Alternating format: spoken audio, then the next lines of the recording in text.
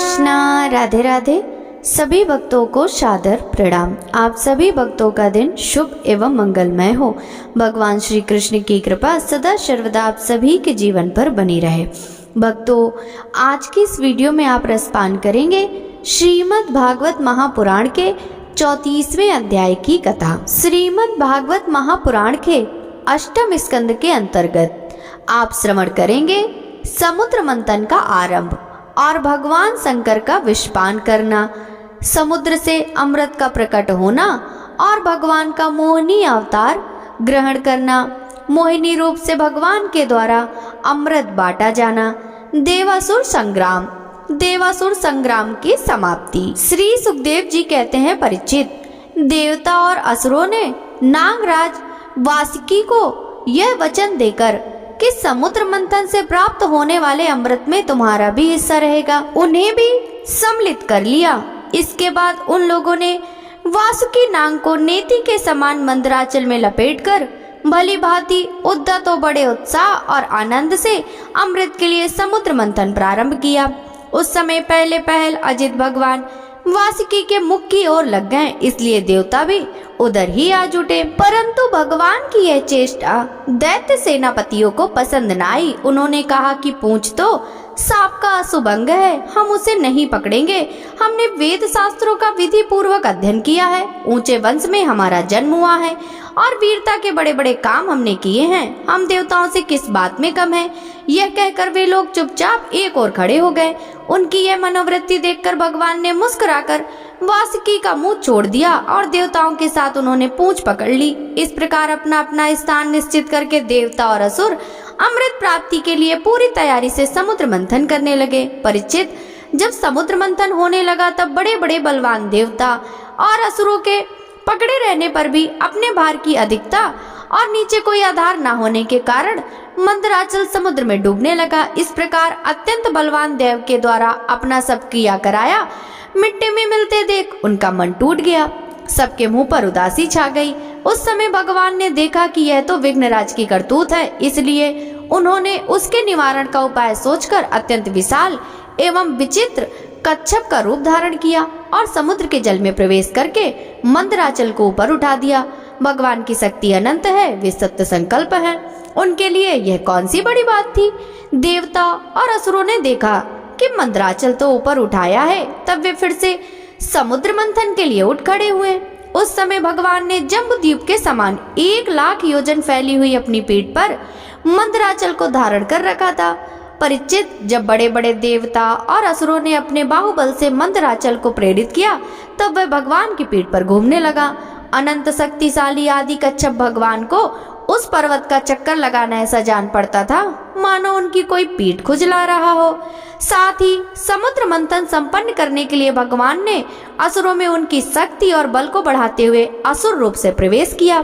वैसे ही उन्होंने देवताओं को उत्साहित करते हुए उनमें देव रूप से प्रवेश किया और वासुकी नाग में निद्रा के रूप में। इधर पर्वत के ऊपर दूसरे पर्वत के समान बनकर सहस्त्र बाहु भगवान अपने हाथों से उसे दबाकर स्थित हो गए। उस समय आकाश में ब्रह्मा, शंकर, इंद्र आदि उनकी स्तुति कर और उनके ऊपर पुष्पों की वर्षा करने लगे। इस प्रकार भगवान ने पर्वत के ऊपर उसको दबा रखने वाले के रूप में, नीचे उसके आधार कच्छप के रूप में, देवता और असुरों के शरीर में उनकी शक्ति के रूप में, पर्वत में दृढ़ता के रूप में और नेति बने हुए वासुकी नाग में निद्रा के रूप में, जिससे उसे कष्ट न हो, प्रवेश करके सब ओर से सबको शक्ति संपन्न कर दिया। अब वे अपने बल के मत से उन्मत्त होकर मंदराचल के द्वारा बड़े वेग से समुद्र मंथन करने लगे। उस समय समुद्र और उसमें रहने वाले मगर, मछली आदि जीव क्षुब्ध हो गए। नागराज वासुकी के हजारों कठोर नेत्र, मुख और श्वासों से विष की आग निकलने लगी। उनके धुएं से पौलोम, काले, बलि, इलवल आदि असुर निस्तेज हो गए। उस समय वे ऐसे जान पड़ते थे मानो दावानल से झुलसे हुए साखू के पेड़ खड़े हों। देवता भी उससे न बच सके। वासुकी के श्वास की लपटों से उनका भी तेज फीका पड़ गया। वस्त्र, माला, कवच एवं मुख धूमिल हो गए।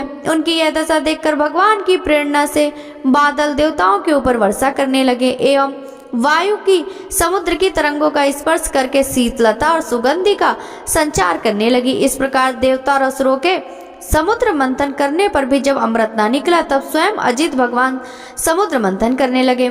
मेघ के समान सांवले शरीर पर सुनहला पीताम्बर, कानों में बिजली के समान चमकते हुए कुंडल, सिर पर लहराते हुए घुंघराले बाल, नेत्रों में लाल लाल रेखाएं और गले में वनमाला सुशोभित हो रही थी। संपूर्ण जगत को अभय दान करने वाले अपने विश्व विषयी भुज दंडों से वासुकी नाग को पकड़कर तथा कूर्म रूप से पर्वत को धारण कर जब भगवान मंदराचल की मथानी से समुद्र मंथन करने लगे, उस समय वे दूसरे पर्वत के समान बड़े ही सुंदर लग रहे थे। जब अजित भगवान ने इस प्रकार समुद्र मंथन किया, तब समुद्र में बड़ी खलबली मच गई। मछली, मगर, सांप और कछुए भयभीत होकर ऊपर आ गए और इधर उधर भागने लगे। तिमी, तिमिंगिल आदि मत्स्य, समुद्री हाथी और ग्राह व्याकुल हो गए। उसी समय पहले पहल हालाहल नामक अत्यंत उग्र विष निकला। वह अत्यंत उग्र विष दिशा विदिशा में ऊपर नीचे सर्वत्र उड़ने और फैलने लगा। इस असह्य विष से बचने का कोई उपाय भी तो न था। भयभीत होकर संपूर्ण प्रजा और प्रजापति किसी के द्वारा त्राण न मिलने पर भगवान सदाशिव की शरण में गए। भगवान शंकर सती जी के साथ कैलाश पर विराजमान थे। बड़े बड़े ऋषि मुनि उनकी सेवा कर रहे थे। वे वहां तीनों लोकों के अभ्युदय और मोक्ष के लिए तपस्या कर रहे थे। प्रजापतियों ने उनका दर्शन करके उनकी स्तुति करते हुए उन्हें प्रणाम किया। प्रजापतियों ने भगवान शंकर की स्तुति की। देवताओं के आराध्य देव महादेव, आप समस्त प्राणियों के आत्मा और उनके जीवनदाता हैं। हम लोग आपकी शरण में आए हैं। त्रिलोकी को भस्म करने वाले इस उग्र विष से आप हमारी रक्षा कीजिए। सारे जगत को बांधने और मुक्त करने में एकमात्र आप ही समर्थ हैं। इसलिए विवेकी पुरुष आपकी ही आराधना करते हैं, क्योंकि आप शरणागत की पीड़ा नष्ट करने वाले एवं जगत गुरु हैं। प्रभु, अपनी गुणमयी शक्ति से इस जगत की सृष्टि, स्थिति और प्रलय करने के लिए आप अनंत एक रस होने पर भी ब्रह्मा, विष्णु, शिव आदि नाम धारण कर लेते हैं। आप स्वयं प्रकाश हैं। इसका कारण यह है कि आप परम रहस्यमय ब्रह्म तत्व हैं। जितने भी देवता, मनुष्य, पशु, पक्षी आदि सत अथवा असत चराचर प्राणी हैं, उनको जीवन दान देने वाले आप ही हैं। आपके अतिरिक्त सृष्टि भी और कुछ नहीं, क्योंकि आप आत्मा अनेक शक्तियों के द्वारा आप ही जगत रूप में भी प्रतीत हो रहे हैं। क्योंकि आप ईश्वर हैं, सर्व समर्थ हैं, समस्त वेद आपसे ही प्रकट हुए हैं। इसलिए आप समस्त ज्ञानों के मूल स्रोत, स्वतः सिद्ध ज्ञान हैं। आप ही जगत के आदि कारण, महतत्व और त्रिविध अहंकार हैं। एवं आप ही प्राण, इंद्रिय, पंच महाभूत तथा शब्द आदि विषयों के भिन्न भिन्न स्वभाव और उनके मूल कारण हैं। आप स्वयं ही प्राणियों की वृद्धि और हास करने वाले काल हैं। उनका कल्याण करने वाले यज्ञ हैं एवं सत्य और मधुरवाणी हैं। धर्म ही आपका ही स्वरूप है। आप ही आ, उ, म इन तीनों अक्षरों में युक्त प्रणव है अथवा त्रिगुणात्मक प्रकृति है, ऐसा वेदवादी महात्मा कहते हैं। सर्वदेव स्वरूप अग्नि आपका मुख है। तीनों लोकों के अभ्युदय करने वाले शंकर, यह पृथ्वी आपका चरण कमल है। आप अखिल देव स्वरूप हैं। यह काल आपकी गति है। दिशाएं कान है और वरुण रसनेन्द्रिय है। आकाश नाभि है, वायु श्वास है, सूर्य नेत्र है और जल वीर है। आपका अहंकार नीचे ऊंचे सभी जीवों का आश्रय है। चंद्रमा मन है और प्रभु स्वर्ग आपका सिर है। वेद स्वरूप भगवान समुद्र आपकी कोख है। पर्वत हड्डियां हैं। सब प्रकार की औषधियां और घास आपके रोम हैं। गायत्री आदि छंद आपकी सातों धातुएं हैं और सभी प्रकार के धर्म आपके हृदय हैं। स्वामिन, सद्दो जाति 5 उपनिषद ही आपके तत्व पुरुष, अघोर सद्दो जात, वामदेव और ईशान नामक 5 मुख हैं। उन्हीं के पच्च छेद से 38 कलात्मक मंत्र निकले हैं। आप जब समस्त प्रपंच से उपरत होकर अपने स्वरूप में स्थित हो जाते हैं, तब उसी स्थिति का नाम होता है शिव। वास्तव में वही स्वयं प्रकाश परमार्थ तत्व है। अधर्म की दंभ, लोभ आदि तरंगों में आपकी छाया, जिनसे विविध प्रकार की सृष्टि होती है। वे सत्व, रज और तम आपके 3 नेत्र हैं। प्रभु, गायत्री आदि छंद रूप सनातन वेद ही आपका विचार है, क्योंकि आप ही सांख्य आदि समस्त शास्त्रों के रूप में स्थित हैं और उनके कर्ता भी हैं। भगवान, आपका परम ज्योतिर्मय स्वरूप स्वयं ब्रह्म है। उसमें ना तो रजोगुण, तमोगुण एवं सत्वगुण है और ना किसी प्रकार का भेदभाव ही है। आपके उस स्वरूप को सारे लोकपाल, यहाँ तक कि ब्रह्मा, विष्णु और देवराज इंद्र भी नहीं जान सकते। आपने कामदेव, दक्ष के यज्ञ, त्रिपुरासुर और कालकूट विष, जिसको आप अभी अभी अवश्य पी जाएंगे, और अनेक जीवद्रोही असुरों को नष्ट कर दिया। परंतु यह कहने से आपकी कोई स्तुति नहीं होती, क्योंकि प्रलय के समय आपका बनाया हुआ यह विश्व आपके ही नेत्र से निकली हुई आग की चिंगारियों लपट से जलकर भस्म हो जाता है और आप इस प्रकार ध्यानमग्न रहते हैं कि आपको इसका पता ही नहीं चलता। जीव मुक्त आत्मा राम पुरुष अपने हृदय में आपके युगल चरणों का ध्यान करते रहते हैं तथा आप स्वयं भी निरंतर ज्ञान और तपस्या में लीन रहते हैं। फिर भी सती के साथ रहते देखकर आपको आसक्त एवं शमशानवासी होने के कारण उग्र अथवा निष्ठुर बतलाते हैं। वे मूर्ख आपकी लीलाओं का रहस्य भला क्या जाने। उनका वैसा कहना निर्लज्जता से भरा है। इस कार्य और कारण रूप जगत से परे माया है और माया से भी अत्यंत परे आप हैं। इसलिए प्रभु आपके अनंत स्वरूप का साक्षात ज्ञान प्राप्त करने में सहसा ब्रह्मा आदि भी समर्थ नहीं होते। फिर स्तुति तो कर ही कैसे सकते हैं। ऐसी अवस्था में उनके पुत्रों के पुत्र हम लोग कह ही क्या सकते हैं। फिर भी अपनी शक्ति के अनुसार हमने आपका कुछ गुणगान किया है। हम लोग तो केवल आपके इसी लीला विहारी रूप को देख रहे हैं, आपके परम स्वरूप को हम नहीं जानते। महेश्वर, यद्यपि आपकी लीलाएं अव्यक्त हैं, फिर भी संसार का कल्याण करने के लिए आप व्यक्त रूप से भी रहते हैं। श्री सुखदेव जी कहते हैं, परीक्षित, प्रजा का यह संकट देखकर समस्त प्राणियों के अकारण बंधु देवादिदेव भगवान शंकर के हृदय में कृपावश बड़ी व्यथा हुई। उन्होंने अपनी प्रिया सती से यह बात कही। शिव जी ने कहा, देवी, यह बड़े खेद की बात है। देखो तो सही, समुद्र मंथन से निकले हुए कालकूट विष के कारण प्रजा पर कितना बड़ा दुख आ पड़ा है। ये बेचारे किसी प्रकार से अपनी प्राणों की रक्षा करना चाहते हैं। इस समय मेरा यह कर्तव्य है कि मैं इन्हें निर्भय कर दूं। जिनके पास शक्ति सामर्थ्य है उनके जीवन की सफलता इसी में है कि वे दीन दुखियों की रक्षा करें। सज्जन पुरुष अपने क्षणभंगुर प्राणों की बलि देकर भी दूसरे प्राणियों की रक्षा करते हैं। कल्याणी, अपने ही मोह की माया में फंसकर संसार के प्राणी मोहित हो रहे हैं और एक दूसरे से वैर की गांठ बांधे बैठे हैं। उनके ऊपर जो कृपा करता है उस पर सर्वात्मा भगवान श्री कृष्ण प्रसन्न होते हैं और जब भगवान प्रसन्न हो जाते हैं तब चराचर जगत के साथ मैं भी प्रसन्न हो जाता हूँ। इसलिए अभी अभी मैं इस विष को भक्षण करता हूँ जिससे मेरी प्रजा का कल्याण हो। श्री सुखदेव जी कहते हैं, विश्व के जीवन दाता भगवान शंकर इस प्रकार सती देवी से प्रस्ताव करके उस विष को खाने के लिए तैयार हो गए। देवी तो उनका प्रभाव जानती ही थी। उन्होंने हृदय से इस बात का अनुमोदन किया। भगवान शंकर बड़े कृपालु हैं, उन्हीं की शक्ति से समस्त प्राणी जीवित रहते हैं। उन्होंने उस तीर्थ हालाहल विष को अपनी हथेली पर उठाया और भक्षण कर गए। वह विष जल का पाप मल था। उसने शंकर जी पर अपना प्रभाव प्रकट कर दिया। उससे उनका कंठ नीला पड़ गया, परंतु वह तो प्रजा का कल्याण करने वाले भगवान शंकर के लिए भूषण रूप हो गया। परोपकारी सज्जन प्राय प्रजा का दुख टालने के लिए स्वयं दुख झेला ही करते हैं, परंतु यह दुख नहीं है, यह तो सबके हृदय में विराजमान भगवान की परम आराधना है। देवादिदेव भगवान शंकर सबकी कामना पूर्ण करने वाले हैं। उनका यह कल्याणकारी अद्भुत कर्म सुनकर संपूर्ण प्रजा, दक्ष कन्या सती, ब्रह्मा जी और स्वयं विष्णु भगवान भी उनकी प्रशंसा करने लगे। जिस समय भगवान शंकर विषपान कर रहे थे उस समय उनके हाथ से थोड़ा सा विष टपक पड़ा था। उसे बिच्छू, सांप तथा अन्य विषैले जीवों ने एवं विषैली औषधियों ने ग्रहण कर लिया। श्री सुखदेव जी कहते हैं, इस प्रकार जब भगवान शंकर ने विष पी लिया तब देवता और असुरों को बड़ी प्रसन्नता हुई। वे फिर नए उत्साह से समुद्र मंथन करने लगे। तब समुद्र से कामधेनु प्रकट हुई। वह अग्निहोत्र की सामग्री उत्पन्न करने वाली थी, इसलिए ब्रह्मलोक तक पहुंचाने वाले यज्ञ के लिए उपयोगी पवित्र घी, दूध आदि प्राप्त करने के लिए ब्रह्मवादी ऋषियों ने उसे ग्रहण कर लिया। उसके बाद उच्च श्रवा नाम का घोड़ा निकला। वह चंद्रमा के समान श्वेत वर्ण का था।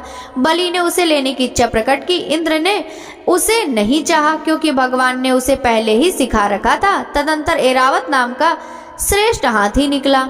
उसके बड़े बड़े 4 दांत थे जो उज्जवल वर्ण कैलाश की शोभा भी मात करते थे। तत्पश्चात कौस्तुभ नामक पद्मराग मणि समुद्र से निकली। उस मणि को अपने हृदय पर धारण करने के लिए अजित भगवान ने लेना चाहा। परीक्षित, इसके बाद स्वर्गलोक की शोभा बढ़ाने वाला कल्प वृक्ष निकला। वह याचकों की इच्छाएं उनकी इच्छित वस्तु देकर वैसे ही पूर्ण करता रहता है जैसे पृथ्वी पर तुम सबकी इच्छाएं पूर्ण करते हो। तत्पश्चात अप्सराएं प्रकट हुई। वे सुंदर वस्त्रों से सुसज्जित एवं गले में स्वर्ण हार पहने हुए थी। वे अपनी मनोहर चाल और विलास भरी चितवन से देवताओं को सुख पहुंचाने वाली हुई। इसके बाद शोभा की मूर्ति स्वयं भगवती लक्ष्मी देवी प्रकट हुई। वे भगवान की नित्य शक्ति हैं। उनकी बिजली के समान चमकीली छटाओं से दिशाएं जगमगा उठी। उनके सौंदर्य, औदार्य, यौवन, रूप, रंग और महिमा से सबका चित्त खिंच गया। देवता, असुर, मनुष्य सभी ने चाहा कि ये हमें मिल जाए। स्वयं इंद्र अपने हाथों उनके बैठने के लिए बड़ा विचित्र आसन ले आए। श्रेष्ठ नदियों ने मूर्तिमान होकर उनके अभिषेक के लिए सोने के घड़ों में भरकर पवित्र जल ला दिया। पृथ्वी ने अभिषेक के योग सब औषधियां दी। गवों ने पंचगव्य और वसंत ऋतु ने चैत्र वैशाख में होने वाले फूल फल उपस्थित कर दिए। इन सामग्रियों से ऋषियों ने विधि पूर्वक उनका अभिषेक संपन्न किया। गंधर्वों ने मंगलमय संगीत की तान छेड़ दी। नर्तकियां नाच नाच कर गाने लगी। बादल सदैव होकर मृदंग, डमरू, ढोल, नगारे, नरसिंगे, शंख, वेणु और वीणा बड़े जोर से बजाने लगे। तब भगवती लक्ष्मी देवी हाथ में कमल लेकर सिंहासन पर विराजमान हो गई। दिग्गजों ने जल से भरे कलशों से उनको स्नान कराया। उस समय ब्राह्मणगण वेद मंत्रों का पाठ कर रहे थे। समुद्र ने पीले रेशमी वस्त्र उनको पहनने के लिए दिए। वरुण ने ऐसी वैजंती माला समर्पित की जिसकी मधुमय सुगंध से भौरे मतवाले हो रहे थे। प्रजापति विश्वकर्मा ने भांति भांति के गहने, सरस्वतियों ने मोतियों का हार, ब्रह्मा जी ने कमल और नागों ने 2 कुंडल समर्पित किए। इसके बाद लक्ष्मी जी ब्राह्मण के 100 स्तुवन पाठ कर चुकने पर अपने हाथों में कमल की माला लेकर उसे स्वर्ण गुण संपन्न पुरुष के गले में डालने चली गईं। माला के आसपास उसकी सुगंध से मतवाले हुए भौरे गुंजार कर रहे थे। उस समय लक्ष्मी जी के मुख की शोभा अवर्णनीय हो रही थी। सुंदर कपोलों पर कुंडल लटक रहे थे। लक्ष्मी जी कुछ लज्जा के साथ मंद मंद मुस्कुरा रही थी। उनकी कमर बहुत पतली थी। दोनों स्तन बिल्कुल सटे हुए और सुंदर थे। उन पर चंदन और केसर का लेप किया हुआ था। जब वे इधर उधर चलती थी तब उनके पायजेब से बड़ी मधुर झनकार निकलती थी। ऐसा जान पड़ता था मानो कोई सोने की लता इधर उधर घूम फिर रही थी। वे चाहती थी कि मुझे कोई निर्दोष और समस्त उत्तम गुणों से नित्य युक्त अविनाशी पुरुष मिले तो मैं उसे अपना आश्रय बनाऊं, वरण करूं। परंतु गंधर्व, यक्ष, असुर, सिद्ध, चारण, देवता आदि में कोई भी वैसा पुरुष उन्हें नहीं मिला। वे मन ही मन सोचने लगी कि कोई तपस्वी तो है, परंतु उन्होंने क्रोध पर विजय नहीं प्राप्त की। किन्हीं में ज्ञान तो है परंतु वे पूरे अनासक्त नहीं हैं। कोई है तो बड़े महत्वशाली परंतु वे काम को नहीं जीत सके हैं। किन्हीं में ऐश्वर्य भी बहुत है परंतु वे ऐश्वर्य ही किस काम का जब उन्हें दूसरे का आश्रय लेना पड़ता है। किन्हीं में धर्माचरण तो है परंतु प्राणियों के प्रति वे प्रेम का पूरा बर्ताव नहीं करते हैं। त्याग तो है परंतु केवल त्याग ही तो मुक्ति का कारण नहीं है। किन्हीं में वीरता तो अवश्य है परंतु वे भी काल के पंजे से बाहर नहीं हैं। अवश्य ही कुछ महात्माओं में विषय शक्ति नहीं है परंतु वे तो निरंतर अद्वैत समाधि में ही तल्लीन रहते हैं। किसी ऋषियों ने आयु तो बहुत लंबी प्राप्त कर ली है किंतु उनका शील मंगल भी मेरे योग्य नहीं है। किन्हीं में शील मंगल भी है परंतु उनकी आयु का कुछ ठिकाना नहीं। अवश्य ही किन्हीं में दोनों बातें हैं परंतु वे अमंगल वेश में रहते हैं। रहे एक भगवान विष्णु, उनमें सभी मंगलमय गुण नित्य निवास करते हैं परंतु वे मुझे चाहते ही नहीं। इस प्रकार सोच विचार कर अंत में श्री लक्ष्मी जी ने अपने चिर अभिष्ट भगवान को ही वर के रूप में चुना क्योंकि उनमें समस्त सद्गुण नित्य निवास करते हैं।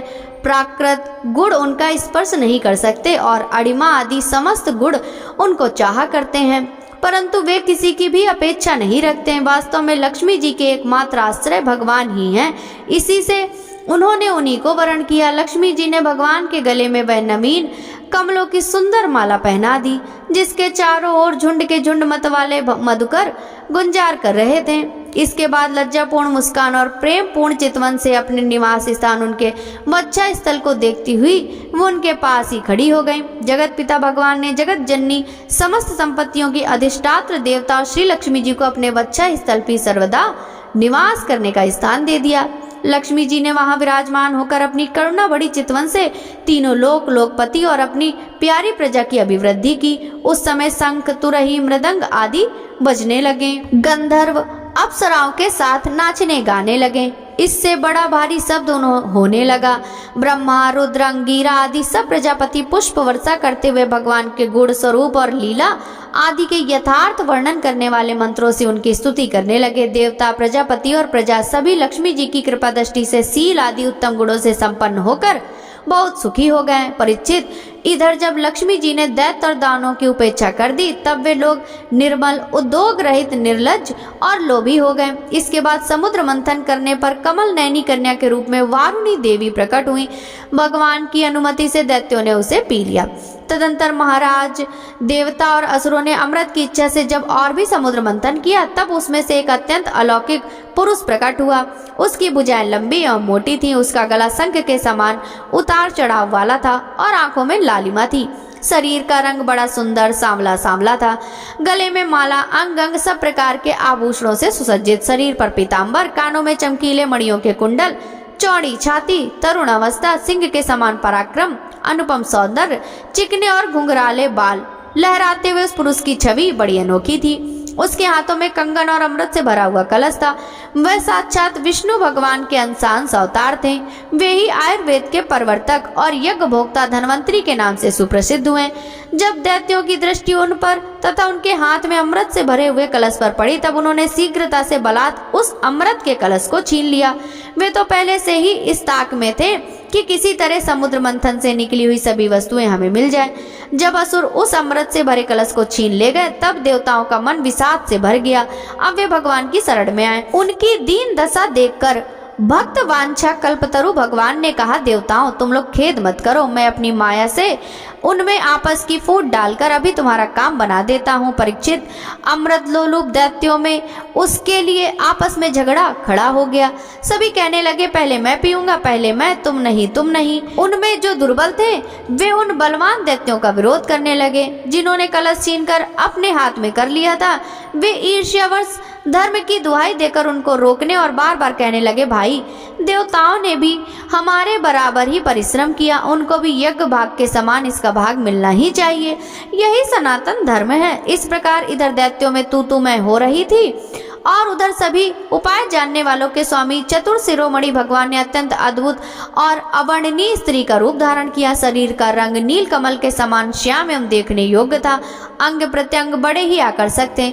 दोनों कान बराबर और कर्णफूल से सुशोभित थे। सुंदर कपोल, ऊंची नासिका और रमणीय मुख, नई जवानी के कारण स्तन उभरे हुए थे और उन्हीं के बाहर से कमर पतली हो गई थी। मुख से निकलती हुई सुगंध के प्रेम से गुनगुनाते हुए भौरे उस पर टूट पड़ते थे, जिससे नेत्रों में कुछ घबराहट का भाव आ जाता था। अपने लंबे केस पासों में उन्होंने खिले हुए बेलों के पुष्पों की माला गूंथ रखी थी। सुंदर गले में कंठ के आभूषण और सुंदर भुजाओं में बाजूबंद सुशोभित थे। इनके चरणों के नुपुर मधुर ध्वनि से रुंझुन रुंझुन कर रहे थे और स्वच्छ साड़ी से ढके हुए नितंब द्वीप पर शोभायमान करधनी अपनी अनूठी छटा छिटक रही थी। अपनी सलज्ज मुस्कान, नाचती हुई तिरछी भवें और विलास भरी चितवन से मोहिनी रूपधारी भगवान दैत्य सेनापतियों के चित्त में बार बार कामोद्दीपन करने लगे। श्री सुखदेव जी कहते हैं, परीक्षित, असुर आपस के सद्भाव और प्रेम को छोड़कर एक दूसरे की निंदा कर रहे थे और डाकुओं की तरह एक दूसरे के हाथ से अमृत का कलश छीन रहे थे। इसी बीच में उन्होंने देखा कि एक बड़ी सुंदर सी स्त्री उनकी ओर चली आ रही है। वे सोचने लगे, कैसा अनुपम सौंदर्य है, शरीर में कितनी अद्भुत छटा छिटक रही है, तनिक इसकी नई उम्र तो देखो। बस अब वे आपस की लांग डांट भूलकर उसके पास दौड़ गए। उन लोगों ने काम मोहित होकर उससे पूछा, कमल नैनी तुम कौन हो, कहाँ से आ रही हो, क्या करना चाहती हो सुंदरी, तुम किसकी कन्या हो? तुम्हें देखकर हमारे मन में खलबली मच गई। हम समझते हैं कि अब तक देवता, दैत्य, सिंध, गंधर्व, चारण और लोकपालों ने भी तुम्हें स्पर्श तक न किया होगा, फिर मनुष्य तो तुम्हें कैसे छू पाते सुंदरी? अवश्य ही विधाता ने दया करके शरीरधारियों की संपूर्ण इंद्रियों एवं मन को तृप्त करने के लिए तुम्हें यहाँ भेजा है। माननी, वैसे हम लोग एक ही जाति के हैं, फिर भी हम सब एक ही वस्तु चाह रहे हैं, इसलिए हम में डाह और वैर की गांठ पड़ गई। सुंदरी, तुम हमारा झगड़ा मिटा दो। हम सभी कश्यप जी के पुत्र होने के नाते सगे भाई हैं। हम लोगों ने अमृत के लिए बड़ा पुरुषार्थ किया है। तुम न्याय के अनुसार निष्पक्ष भाव से इसे बांट दो, जिससे फिर हम लोगों में किसी प्रकार का झगड़ा ना हो। असुरों ने जब इस प्रकार प्रार्थना की तब लीला से स्त्री वेश धारण करने वाले भगवान ने तनिक हंसकर और तिरछी चितवन से उनकी ओर देखते हुए कहा, श्री भगवान ने कहा, आप लोग महर्षि कश्यप के पुत्र हैं और मैं हूँ कुल्टा। आप लोग मुझ पर न्याय का भार क्यों डाल रहे हैं? विवेकी पुरुष स्वेच्छाचारिणी स्त्रियों का कभी विश्वास नहीं करते। दैत्यों, कुत्ते और व्यभिचारिणी स्त्रियों की मित्रता स्थायी नहीं होती। वे दोनों ही सदा नए नए शिकार ढूंढा करते हैं। श्री सुखदेव जी कहते हैं, परीक्षित, मोहिनी की परिहास भरी वाणी से दैत्यों के मन में और भी विश्वास हो गया। उन लोगों ने रहस्यपूर्ण भाव से हंसकर अमृत का कलश मोहिनी के हाथ में दे दिया। भगवान ने अमृत का कलश अपने हाथ में लेकर तनिक मुस्कुराते हुए मीठी वाणी से कहा, मैं उचित या अनुचित जो कुछ भी करूं, वह सब यदि तुम लोगों को स्वीकार हो तो यह मैं अमृत बांट सकती हूँ। बड़े बड़े दैत्यों ने मोहिनी की यह मीठी बात सुनकर उसकी बारीकी नहीं समझी, इसलिए सबने एक स्वर में कह दिया, स्वीकार है। इसका कारण यह था कि उन्हें मोहिनी के वास्तविक स्वरूप का पता ही नहीं था। इसके बाद एक दिन का उपवास करके सबने स्नान किया, हविष्य से अग्नि में हवन किया, गौ, ब्राह्मण और समस्त प्राणियों को घास, चारा, अन्न, धनादि का यथा योग्य दान दिया तथा ब्राह्मणों से स्वस्तवन कराया। अपनी अपनी रुचि के अनुसार सबने नए नए वस्त्र धारण किए और इसके बाद सुंदर सुंदर आभूषण धारण करके सबके सब उन कुशाओं पर बैठ गए, जिनका अगला हिस्सा पूर्व की ओर था। जब देवता और दैत्य दोनों ही धूप से सुगंधित मालाओं और दीपकों से सजे सजाए भव्य भवन में पूर्व की ओर मुंह करके बैठ गए, तब हाथ में अमृत का कलश लेकर मोहिनी सभा मंडप में आई। वह एक बड़ी सुंदर साड़ी पहनी हुई थी। नितंबों के भार के कारण वह धीरे धीरे चल रही थी। आंखें मद से विवल हो रही थी। कलश के समान स्तन और गज सावक की सूंड के समान जंघाएं थी। उसके स्वर्ण नुपुर अपनी झनकार से सभा भवन को मुखरित कर रहे थे। सुंदर कानों में सोने के कुंडल थे और उसकी नासिका कपोल तथा मुख बड़े ही सुंदर थे। स्वयं पर देवता भगवान मोहिनी के रूप में ऐसे जान पड़ते थे मानो लक्ष्मी जी की कोई श्रेष्ठ सखी वहां आ गई हो। मोहिनी ने अपनी मुस्कान भरी चितवन से देवता और दैत्यों की ओर देखा तो वे सबके सब मोहित हो गए। उस समय उनके स्तनों पर से आंचल कुछ खिसक गया था। भगवान ने मोहिनी रूप में यह विचार किया कि असुर तो जन्म से ही क्रूर स्वभाव वाले हैं, इनको अमृत पिलाना सांपों को दूध पिलाने के समान बड़ा अन्याय होगा, इसलिए उन्होंने असुरों को अमृत में भाग नहीं दिया। भगवान ने देवता और असुरों की अलग अलग पंक्तियां बना दी और फिर दोनों को कतार बांधकर अपने अपने दल में बैठा दिया। इसके बाद अमृत का कलश हाथ में लेकर भगवान दैत्यों के पास चले गए। उन्हें हाँ बार कटाक्ष से मोहित करके दूर बैठे हुए देवताओं के पास आ गए तथा उन्हें वह अमृत पिलाने लगे, जिसे पी लेने पर बुढ़ापे और मृत्यु का नाश हो जाता है। परीक्षित, असुर अपनी की हुई प्रतिज्ञा का पालन कर रहे थे। उनका स्नेह भी हो गया था और वे स्त्री से झगड़ने में अपनी निंदा भी समझते थे, इसलिए वे चुपचाप बैठे रहे। मोहिनी में उनका अत्यंत प्रेम हो गया था। वे डर रहे थे कि उससे हमारा प्रेम संबंध टूट न जाए। मोहिनी ने भी पहले उन लोगों का बड़ा सम्मान किया था, इससे वे और भी बंध गए थे। यही कारण है कि उन्होंने मोहिनी को कोई अप्रिय बात नहीं कही। जिस समय भगवान देवताओं को अमृत पिला रहे थे, उसी समय राहु दैत्य देवताओं का वेश बनाकर उनके बीच में आ बैठा और देवताओं के साथ उसने भी अमृत पी लिया। परंतु तक्षण, चंद्रमा और सूर्य ने उसकी पोल खोल दी। अमृत पिलाते पिलाते ही भगवान ने अपने तीखी धार वाले चक्र से उसका सिर काट डाला। अमृत का संसर्ग न होने से उसका धड़ नीचे गिर गया, परंतु सिर अमर हो गया और ब्रह्मा जी ने उसे ग्रह बना दिया। वही राहु पर्व के दिन पूर्णिमा और अमावस्या को वैर भाव से बदला लेने के लिए चंद्रमा तथा सूर्य पर आक्रमण किया करता है। जब देवताओं ने अमृत पी लिया, तब समस्त लोगों को जीवन दान करने वाले भगवान ने बड़े बड़े दैत्यों के सामने ही मोहिनी रूप त्याग कर अपना वास्तविक रूप धारण कर लिया। परीक्षित, देखो, देवता और दैत्य दोनों ने एक ही समय एक स्थान पर प्रयोजन कर तथा एक वस्तु के लिए एक विचार से एक ही कर्म किया था, परंतु फल में बड़ा भेद हो गया।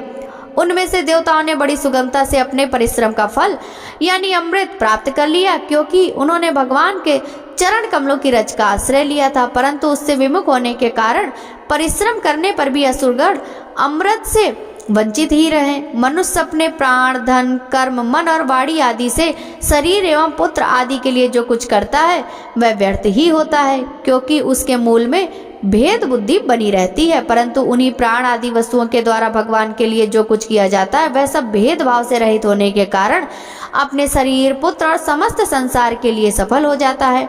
जैसे वृक्ष की जड़ में पानी देने से उसका तना, टहनियाँ और पत्ते सब के सब सिंच जाते हैं, वैसे ही भगवान के लिए कर्म करने से वे सबके लिए हो जाते हैं। श्री सुखदेव जी कहते हैं, परीक्षित, यद्यपि दानों और दैत्यों ने बड़ी सावधानी से समुद्र मंथन की चेष्टा की थी, फिर भी भगवान से विमुख होने के कारण उन्हें अमृत की प्राप्ति नहीं हुई। राजन, भगवान ने समुद्र को मथकर अमृत निकाला और अपने निर्जन देवताओं को पिला दिया। फिर सबके देखते देखते वे गरुड़ पर सवार हुए और वहां से चले गए। जब दैत्यों ने देखा कि हमारे शत्रुओं को तो बड़ी सफलता मिली, तब वे उनकी बढ़ती सह ना सके। उन्होंने तुरंत अपने हथियार उठाए और देवताओं पर धावा बोल दिया। इधर देवताओं ने एक तो अमृत पीकर विशेष शक्ति प्राप्त कर ली थी और दूसरे उन्हें भगवान के चरण कमलों का आश्रय भी था। बस वे भी अपने अस्त्र शस्त्रों से सुसज्जित हो दैत्यों से भिड़ गए। परीक्षित, भगवान क्षीर सागर के तट पर बड़ा ही रोमांचकारी और अत्यंत भयंकर संग्राम हुआ। देवता और दैत्यों की वह घमासान लड़ाई ही देवासुर संग्राम के नाम से कही जाती है। दोनों ही एक दूसरे के प्रबल शत्रु हो रहे थे। दोनों ही क्रोध से भरे हुए थे। एक दूसरे को आमने सामने पाकर तलवार, बाण और अन्य अनेकानेक अस्त्र शस्त्रों से परस्पर चोट पहुंचाने लगे। उस समय लड़ाई में शंख, तुरही, मृदंग, नगारे और डमरू बड़े जोर से बजने लगे। हाथियों की चिल्लाहट, घोड़ों की हिनहिनाहट, रथों की घरघराहट और पैदल सेना की चिल्लाहट से बड़ा कोलाहल मच गया। रणभूमि में रथियों के साथ रथी, पैदल के साथ पैदल, घुड़सवारों के साथ घुड़सवार और हाथी वालों के साथ हाथी वाले भिड़ गए। उनमें से कोई कोई वीर ऊंटों पर, हाथियों पर और गधों पर चढ़कर लड़ रहे थे, तो कोई कोई गौर मृग, भालू, बाघ और सिंहों पर, कोई कोई सैनिक गिद्ध, कंक, बगुले, बाज और बांस पक्षियों पर चढ़े हुए थे, तो बहुत से तिमी तिमिंगल, मच्छ, सरभ, भैंसे, गैंडे, बैल, नील गाय और जंगली सांडों पर सवार थे। किसी किसी ने सियारिन, चूहे, गिरगिट और खरहों पर भी सवारी कर ली थी। तो बहुत से मनुष्य, बकरे, कृष्णसार, मृग, हंस और सुअरों पर चढ़े थे। इस प्रकार जल, स्थल और आकाश में रहने वाले तथा देखने में भयंकर शरीर वाले बहुत से प्राणियों पर चढ़कर कई दैत्य दोनों सेनाओं में आगे आगे घुस गए। परीक्षित, उस समय रंग बिरंगी पताकाओं, स्फटिक मणि के समान श्वेत निर्मल छत्रों, रत्नों से जड़े हुए दंड वाले बहुमूल पंखों, मोर पंखों, चमरों और वायु से उड़ते हुए दुपट्टों, पगड़ी, कलंगी, कवच, आभूषण तथा सूर्य की किरणों से अत्यंत दमकते हुए उज्जवल शस्त्रों एवं वीरों की पंक्तियों के कारण देवता और असुरों की सेनाएं ऐसी शोभायमान हो रही थी मानो जल जंतुओं से भरे हुए दो महासागर लहरा रहे हों। परीक्षित, रणभूमि में दैत्यों के सेनापति विरोचन पुत्र बलि मैदानों के बनाए हुए वयायस नामक विमान पर सवार हुए। वह विमान चलाने वाले की जहाँ इच्छा होती थी वहीं चला जाता था। युद्ध की समस्त सामग्रियां उसमें सुसज्जित थी। परीक्षित, वह इतना आश्चर्यमय था कि कभी दिखलाई पड़ता तो कभी अदृश्य हो जाता। वह इस समय कहाँ है, इस बात का अनुमान भी नहीं किया जा सकता था। तब बतलाया तो कैसे जा सकता था। उसी श्रेष्ठ विमान पर राजा बलि सवार थे। सभी बड़े बड़े सेनापति उनको चारों ओर से घेरे हुए थे। उन पर श्रेष्ठ चमर डुलाए जा रहे थे और छत्र तना हुआ था। उस समय बलि ऐसे जान पड़ते थे जैसे उदयाचल पर चंद्रमा। उनके चारों ओर अपने अपने विमानों पर सेना की छोटी छोटी टुकड़ियों के स्वामी नमुची, संबर, बाण, विप्रचित्ति, आयोमुख, द्रुमुधा, कालना, प्रहेति, हेति, इव्वल, शकुनी, भूत संताप, वज्रदृष्ट, विरोचन, हैग्रीव, शंकुशिरा, कपिल, मेघ दुदुम्बी, तारक, चक्राच, शुंभ, निशुंभ, जंभ, उत्कल, अरिष्ट, अरिष्ट नेमि, त्रिपुराधिपति, मय, पलोम, काले और निवात कवच आदि स्थित थे। ये सब के सब समुद्र मंथन में सम्मिलित थे, परंतु इन्हें अमृत का भाग नहीं मिला, केवल क्लेश ही हाथ लगा था। इन सब असुरों ने एक नहीं अनेक बार युद्ध में देवताओं को पराजित किया था, इसलिए वे बड़े उत्साह से सिंहनाद करते हुए अपने घोर स्वर वाले शंख बजाने लगे। इंद्र ने देखा कि हमारे शत्रुओं का मन बढ़ रहा है, ये मदोन्मत्त हो रहे हैं। तब वे उन्हें बड़ा क्रोध आया। वे अपने वाहन ऐरावत नामक दिग्गज पर सवार हुए उसके कपोलों से मद बह रहा था, इसलिए इंद्र की ऐसी शोभा हुई मानो भगवान सूर्य उदयाचल पर आरूढ़ हो और उससे अनेकों झरने बह रहे हों। इंद्र के चारों ओर अपने अपने वाहन, ध्वजा और आयुधों से युक्त देवगण एवं अपने अपने गणों के साथ वायु, अग्नि, वरुण आदि लोकपाल हो लिए। दोनों सेनाएं आमने सामने खड़ी हो गईं। दो दो की जोड़ियां बनाकर वे लोग लड़ने लगे।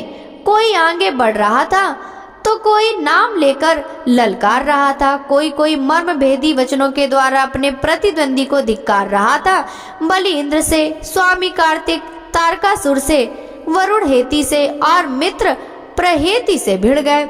यमराज कालनाभ से, विश्वकर्मा मय से, संभासुर त्वष्टा से तथा सविता विरोचन से लड़ने लगे। नमुची अपराजित से, अश्वनी कुमार वृषपर्वा से तथा सूर्यदेव बलि के बाण आदि 100 पुत्रों से युद्ध करने लगे। राहु के साथ चंद्रमा और पुलोमा के साथ वायु का युद्ध हुआ। भद्रकाली देवी निशुंभ और शुंभ पर झपट पड़ी। परीक्षित जंबासुर से महादेव जी की, महिषासुर से अग्निदेव की और वातापी तथा इलवल से ब्रह्मा जी के पुत्र मरीचि आदि की ठन गई। दुर्मस की कामदेव से, उत्कल की मातृगढ़ों से, शुक्राचार्य की बृहस्पति और नरकासुर की शनैश्चर से लड़ाई होने लगी। निवात कवचों के साथ मरुदगढ़, कालेयों के साथ वसुगढ़, पौलोमों के साथ विश्वदेवगढ़ तथा क्रोधवशों के साथ रुद्रगढ़ का संग्राम होने लगा। इस प्रकार असुर और देवता रणभूमि में द्वंद्व युद्ध और सामूहिक आक्रमण द्वारा एक दूसरे से भिड़कर परस्पर विजय की इच्छा से उत्साह पूर्वक तीखे तलवार और भालों से प्रहार करने लगे। वे तरह तरह से युद्ध कर रहे थे। भुसुंडी, चक्र, गदा, रिष्टि, पट्टिस, शक्ति, उल्मुख, प्रास, फरसा, तलवार, भाले, मुदगर, परिग और बिंदीपाल से एक दूसरे का सिर काटने लगे। उस समय अपने सवारों के साथ हाथी, घोड़े, रथ आदि अनेकों प्रकार के वाहन और पैदल सेना छिन्न भिन्न होने लगी। किसी की भुजा, किसी की जंघा, किसी की गर्दन और किसी के पैर कट गए, तो किसी किसी की ध्वजा, धनुष, कवच और आभूषण ही टुकड़े टुकड़े हो गए। उनके चरणों की धमक और रथ के पहियों की रगड़ से पृथ्वी खुद गई। उस समय रणभूमि से ऐसी प्रचंड धूल उठी कि उसने दिशा, आकाश और सूर्य को भी ढक दिया, परंतु थोड़ी ही देर में खून की धारा से भूमि आप्लावित हो गई और कहीं धूल का नाम भी ना रहा। तदंतर लड़ाई का मैदान कटे हुए सिरों से भर गया। किसी के मुकुट और कुंडल गिर गए थे, तो किसी की आंखों से क्रोध की मुद्रा प्रकट हो रही थी। किसी किसी ने अपने दांतों से होंठ दबा रखा था। बहुतों की आभूषणों और शस्त्रों से सुसज्जित लंबी लंबी भुजाएं कटकर गिरी हुई थी और बहुतों की मोटी मोटी जांघें कटी हुई पड़ी थी। इस प्रकार वह रणभूमि बड़ी भीषण दिख रही थी। तब वहां बहुत से धड़ अपने कटकर गिरे हुए सिरों के नेत्रों से देखकर हाथों में हथियार उठा वीरों की ओर दौड़ने और उछलने लगे। राजा बलि ने 10 बाण इंद्र पर, 3 उनके वाहन ऐरावत पर, 4 ऐरावत के 4 चरण रक्षकों पर और 1 मुख महावत पर, इस प्रकार कुल 18 बाण छोड़े। इंद्र ने देखा कि बलि के बाण तो हमें घायल करना ही चाहते हैं। तब उन्होंने बड़ी फुर्ती से उतने ही तीखे भल नामक बाणों से उनको वहां तक पहुंचने के पहले ही हंसते हंसते काट डाला। इंद्र की यह प्रशंसनीय पूर्ति देखकर राजा बलि और भी चढ़ गए। उन्होंने एक बहुत बड़ी शक्ति जो बड़े भारी लुके के समान जल रही थी उठाई, किंतु अभी वह उनके हाथ में ही थी, छूटने नहीं पाई थी कि इंद्र ने उसे भी काट डाला। इसके बाद बलि ने एक के पीछे एक क्रमशः सूल, प्रास, तोमर और शक्ति उठाई, परंतु वे जो जो शस्त्र हाथ में उठाते इंद्र उन्हें टुकड़े टुकड़े कर डालते। इस हस्त लाघव से इंद्र का ऐश्वर्य और भी चमक उठा। परीक्षित अब इंद्र की फुर्ती से घबराकर पहले तो बलि अंतर्ध्यान हो गए, फिर उन्होंने आसुरी माया की सृष्टि की। तुरंत ही देवताओं की सेना के ऊपर एक पर्वत प्रकट हुआ। उस पर्वत से दावाग्नि से जलते हुए वृक्ष और टांकी जैसे तीखे धार वाले शिखरों के साथ नुकीली शिलाएं गिरने लगी। इससे देवताओं की सेना चकनाचूर होने लगी। तत्पश्चात बड़े बड़े सांप, दंतसूग, बिच्छू और अन्य विषैले जीव उछल उछल कर काटने और डंक मारने लगे। सिंह, बाघ और सुअर देवसेना के बड़े बड़े हाथियों को फाड़ने लगे। परीक्षित हाथों में सूल लिए मारो काटो इस प्रकार चिल्लाती हुई सैकड़ों नंग धड़ंग राक्षसियां और राक्षस वहां प्रकट हो गए। कुछ ही क्षण बाद आकाश में बादलों की घनघोर घटाएं मंडराने लगी। उनके आपस में टकराने से बड़ी गहरी और कठोर गर्जना होने लगी। बिजलियां चमकने लगी और आंधी के झकझोरने से बादल अंगारों की वर्षा करने लगे। दैत्यराज बलि ने प्रलय की अग्नि के समान बड़ी भयानक आग की सृष्टि की। वह बात की बात में वायु की सहायता से देवसेना को जलाने लगी।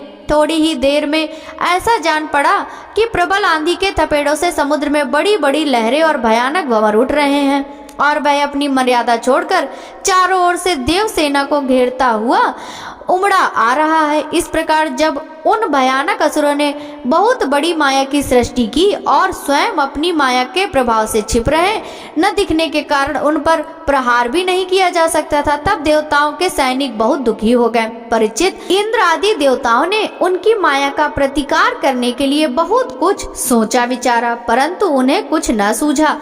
तब उन्होंने विश्व के जीवन दाता भगवान का ध्यान किया और ध्यान करते ही वे प्रकट हो गए। बड़ी ही सुंदर झांकी थी। गरुड़ के कंधे पर उनके चरण कमल विराजमान थे। नवीन कमल के समान बड़े ही कोमल नेत्र थे।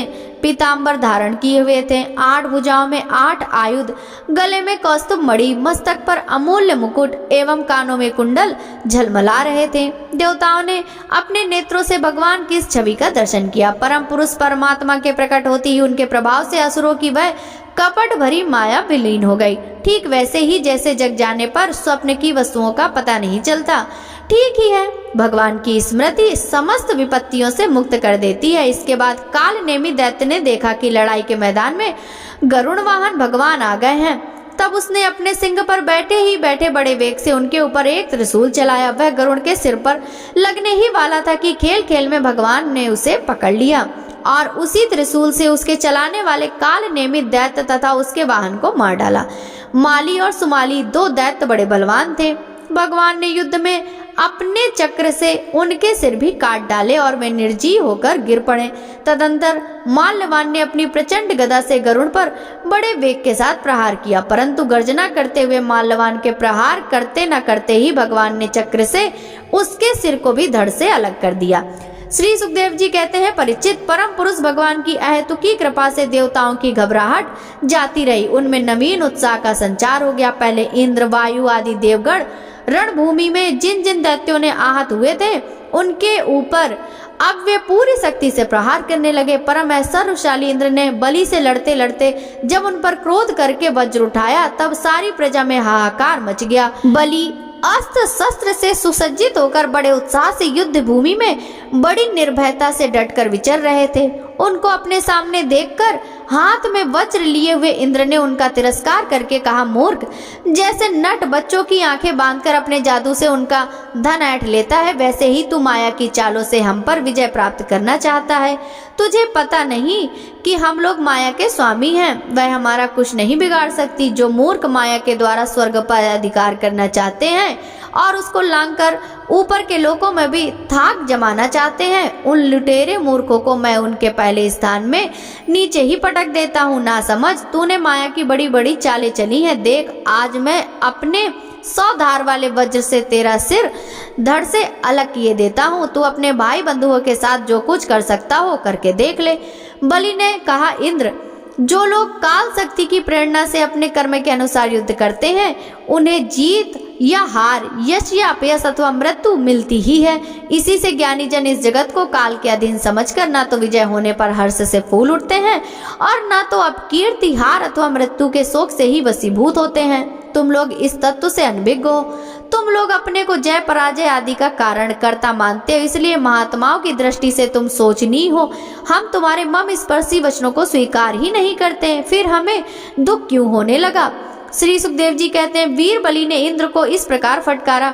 बलि की फटकार से इंद्र कुछ छेप गए। तब तक वीरों का मान मर्दन करने वाले बलि ने अपने धनुष को कान तक खींच खींच कर बहुत से बाढ़ मारे। सत्यवादी देव शत्रु बलि ने इस प्रकार इंद्र का अत्यंत तिरस्कार किया। अब तो इंद्र अंकुश से मारे हुए हाथी की तरह और भी चिढ़ गए। बलि का आक्षेप वे सहन ना कर सके। शत्रुघाती इंद्र ने बलि पर अपने अमोघ वज्र का प्रहार किया। उसकी चोट से बलि पंख कटे हुए पर्वत के समान अपने विमान के साथ पृथ्वी पर गिर पड़े। बलि का एक बड़ा हितैषी और घनिष्ठ मित्र जंबासुर था। अपने मित्र के गिर जाने पर भी उनको मारने का बदला लेने के लिए वह इंद्र के सामने आ खड़ा हुआ। सिंह पर चढ़कर वह इंद्र के पास पहुंच गया और बड़े वेग से अपनी गदा उठाकर उनके जत्रु स्थान यानी हसली पर प्रहार किया। साथ ही उस महाबली ने ऐरावत पर भी एक गदा जमाई। गदा की चोट से ऐरावत को बड़ी पीड़ा हुई। उसने व्याकुलता से घुटने टेक दिए और फिर मूर्छित हो गया।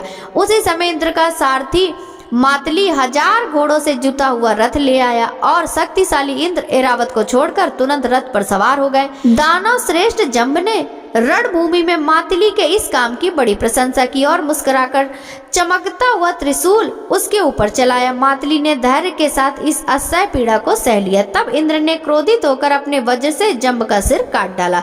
देवर्षि नारद से जंबासुर की मृत्यु का समाचार जानकर उसके भाई बंधु नमूची, बल और पाक झटपट रणभूमि में आ पहुंचे। अपने कठोर और मम स्पर्शी वाणी से उन्होंने इंद्र को बहुत कुछ बुरा भला कहा और जैसे बादल पहाड़ पर मूसलाधार पानी बरसाते हैं वैसे ही उनके ऊपर बाड़ों की झड़ी लगा दी। बल ने बड़े हस्त लाघव से एक साथ ही 1000 बाण चलाकर इंद्र के 1000 घोड़ों को घायल कर दिया। पाक ने 100 बाड़ों से मातली को और 100 बाड़ों से रथ के एक एक अंग को छेद डाला। युद्ध भूमि में यह बड़ी अद्भुत घटना हुई कि एक ही बार इतने बाण उसने चढ़ाए और चलाए। नमूची ने बड़े बड़े 15 बाणों से जिनमें सोने के पंख लगे हुए थे इंद्र को मारा और युद्ध भूमि में वह जल से भरे बादल के समान गरजने लगा। जैसे वर्षा काल के बाद बादल सूर्य को ढक लेते हैं वैसे ही असुरों ने बाणों की वर्षा से इंद्र और उनके रथ तथा सारथी को भी चारों ओर से ढक दिया।